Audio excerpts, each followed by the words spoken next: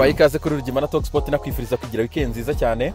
La Gazzetta dello Sport mu gihugu cy'Ubutaliyani yatubwira ko Mirase ndetse na Zlatan Ibrahimovic batari kumvikana. Ni Zlatan Ibrahimovic uri gushaka ko Mirase imwongera amasezerano ariko ikamuha umushahara wa miliyoni 7,500 by'amayero ku mwaka, mu gihe ikipe ya Mirase yifuza kutamurengereza miliyoni 6.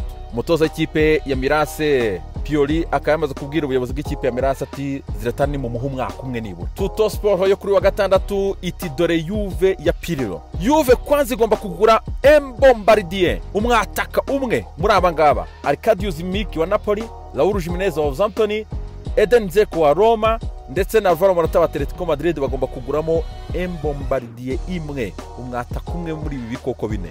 Uwo mwataka umwe akazafatanya na Kulusevski ndetse na Cristiano Ronaldo muri attack. Ukumva ikinyamakuru. Hanyuma Paul Pogba ndetse na Asa bagafata hagati mu kibuga. Ubwo urumva ko Paul Pogba bo bamaze kusa nk'aba bamusinyisha byarangiye. Affaire à suivre. Corriere dello Sport yo kuri wa gatandatu yo iratubwira ko Cristiano Ronaldo na Paulo Dybala umwe muri bo Juve igomba kumwigomwa ikamurekura kugira ngo nibura kuri konte zayo ihumeke. Anako kandi ikinyamakuru kitubwira ko bari gushaka umwataka hagati ya Duvani Zapata umunyakolombia ukinira ikipe ya Atalanta ndetse na Raul Jimenez umunyamegizike ukinira ikipe ya Southampton Wanderers mu gihugu cy'Ubwongereza. Affaire à suivre.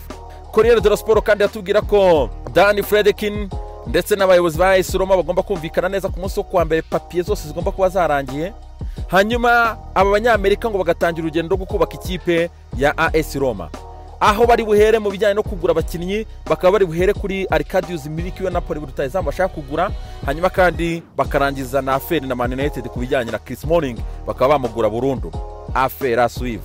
Reka nkwerekeze mu gihugu cya Espagne, ibinyamakuru byaho nta marira gusa. Ikinyamakuru Sport cyo cyatubwira ati gusebywa by'amateka, Barcelona ati yakojejwe isoni itsindwa intsinzwi ikomeye mu mateka, basojeje sezo nabi. Nibwo bwa mbere Barcelona mu myaka 12 isherutse irangije sezo nta n'igikombe na kimwe itwaye. Ikinyamakuru Sport kandi kikatubwira amagambo akomeye cyane yatangajwe n'aba bantu muri Barcelona. Gerard Piqué watangaje amagambo akomeye cyane ati ibi bintu birababaje kugeza ku ndiba y'umutima, ati ikipe ikeneye impinduka zose zishoboka, ati njyewe reka mbisabire niba hari impinduka babona zigomba gukorwa nshyashya zigomba kuza muri ikipe bakumva ari njyewe batangiriraho, bahere kuri njyewe bakubure mve muri ikipe nigendere. José María Bartomeu perezida w'ikipe ya Barcelona ati ibi bintu birababaje, ibi bintu ni amahano, ati ibyemezo bigomba gufatwa hagati yacu, ati biretse ko na bamwe bari babifite no mu mutwe, ati turabibabwira vuba aha ngaha. Kwikesetse nawe akaba yamanitse amaboko aravuga ati ntago ari njye ugena yuko nakomeza gutoza ikipe ya Barcelona. Niba Piqué abivuga ko we atakomeza amaze ubuzima bwe bwose hano, ati jewe ubwo ngubwo ndi iki hano. Mundo Deportivo yo iravuga ati cycle ya Barcelona irarangiye mu buryo bw'ikimwaro. Bayern Munich yahaye isomo rikomeye cyane Barcelona itsinda intsinzi yayo y'amateka. Bayern Munich nayo yari tarakubita ikipe muri Champions League mu buryo. Ikinyamakuru cyatubwiye ati Kwikesetse ari kondane, ntago agomba kuzakomeza gutoza ikipe, ntagomba gukomeza. Bartomeu akaba nawe ngagomba guhamagara abayobozi ba Barcelona akareba icyo akora vuba vuba, rwose agomba guhamagara inama.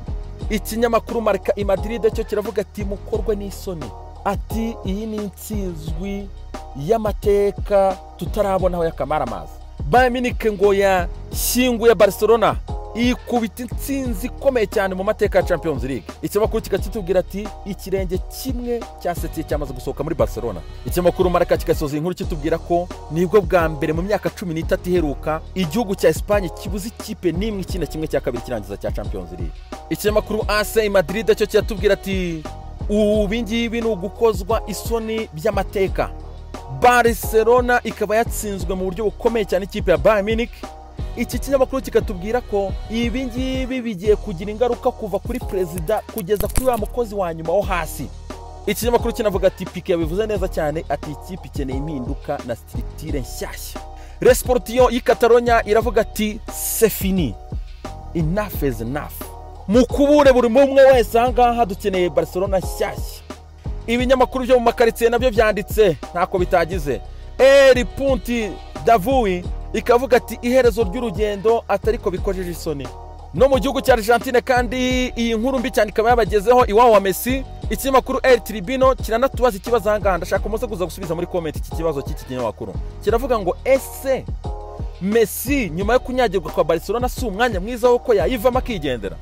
Tuva aho ngaho twerekeza mu gihugu cy'Ubufaransa. Ikinyamakuru L'Equipe cyo kiratugarukira kuri match ya Manchester City na Lyon kuri umugoroba saa 3 z'ijoro. Ikinyamakuru cyatubwira ati Lyon ifite umusozi wo kurira kugira ngo igere kimwe cya kabiri kirangiza nyuma y'imyaka 10 idakandagira kimwe cya kabiri kirangiza. Ati no umusozi wo kurira kuko barahura n'ikipe yo kwitondera y'Abongereza. Ikinyamakuru gita cyandika na titre rwose ngo so exciting. Ariko cha ikinyamakuru cy'Abafaransa rwose kimera n'Abongereza. Iki kinyamakuru kandi L'Equipe cyatwereka line up ahangaha gitekereza ko Man City iri bwatakishe Raheem Sterling, Gabriel Jesus ndetse na Riyad Mahrez, mu gihe kandi kiratwereka ko Lyon iri bwatakishe Memphis Depay ndetse na Moussa Dembele. Ikinyamakuru L'Equipe kandi kikaba cyagarutse kuri Kevin De Bruyne kivuga ati uyu nguyu ni createur wa mbere ku mugabane w'Uburayi, kereye uburyo bwinshi cyane, ati ni machine idahagarikwa.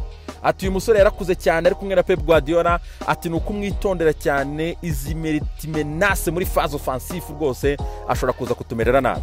Twekeje mu gihugu cy'Ubwongereza, ikinyamakuru Daily kikaba cyagarutse kuri Pep Guardiola, akaba yabwiye abasore b'ikipe ya Manchester City ati mufite amahirwe y'imboneka rimwe. Mu kiganiro nyuma kuri Pep Guardiola ibingibi yabitangaje avuga ngo gutsinda aya makipe akomeye home away ntago biba byoroshye. Ati na avantage ikomeye cyane itabaho gukubita match imwe minota 90 ugahita wikarifira mu yindi phase. Ikinyamakuru Daily kikabitsa Manchester City ati ni mukomeza murahura na Bayern Munich yashwanyaguje irya bufi ihekenya ikipe ya Barcelona. Ikinyamakuru The Guardian cyo cyagarutse kuri Pep Guardiola, nawe wamaze gutangaza ko buri kimwe cyose cyashoboka ahangaha. Pep Guardiola yavuze ko nta kipe nimwe wavuga kiri favori, akaba yanatangaje yuko iyi forma isa nkaho ifavoriza aya makipe akiri matoya cyane gukira match imwe mu minota 90 ugakomeza. Anako kandi ikinyamakuru kinatwibutsa yuko Man City niramuka ikomeje hari hasigayemo ikipe 3 zitaragitwara ndetse na Bayern Munich yamaze kugera muri kimwe cya kabiri kirangiza ari nayo kipe yonyine ibisigaremo igifite. iSport ikabitubwira ko Aguero kuni ari hanze ntago ari bukinita ya Champions League na Lyon. Anako kandi kuna Aguero akaba ari mu gihugu cya Espagne, rero aracyari mu mujyi wa Barcelona aracyavurwa, ariko ikinyamakuru kikatubwira ko probable ashobora kuzaza akagaragara muri kimwe cya kabiri kirangiza Man City ikomeje nabwo akinjira amasimbuye. The Daily Telegraph ikabitubwira ko Pep Guardiola yasabye abasore b'ikipe ya Manchester City kuba abo bari bo, gutanga ibyo bafite, gushyira umutima ku kazi, hanyuma football ikagaragaza nimba bakwiye gukomeza cyangwa se bakwiye gutaha bikanga. Ikinyamakuru Daily Express cyagarutse kandi kuri Pep Guardiola, wabwiye abasore bati gukuramo umwami w'iri rushanwa ntago bivuze ko mwagitwaye, mushyire baro hasi, umupira nturarangira rwose muracyafite akazi ko gukora. Ikinyamakuru Daily Express kandi cyaduha update kuri Jadon Sancho, Chief Executive w'ikipe ya Borussia Dortmund Hansi Joachim Watzke, akaba yaratangaje ku munsi w'ejo yuko Jadon Sancho atagurishwa iyi sama. Ku rundi ruhande ariko Paul Scholes ndetse na Owen Hargreaves bari ku mateleviziyo nimugoroba nyuma ya match ya Bayern Munich bakaba batangaje yuko ati Dortmund ibyo muri ivugira ubugambo gusa ntago babyemera. Ikinyamakuru Daily Express cyagarutse kuri Mikel Arteta washimagije Willian, akavuze ati Willian agiye kutugarura on top, agiye kutugarura kuba ikipe ikomeye cyane. Ikinyamakuru Daily Star kandi nacyo kiragaruka kuri Pep Guardiola waburiye abasore be rwose tibashyire baro hasi ntacyo barakora muri irushanwa.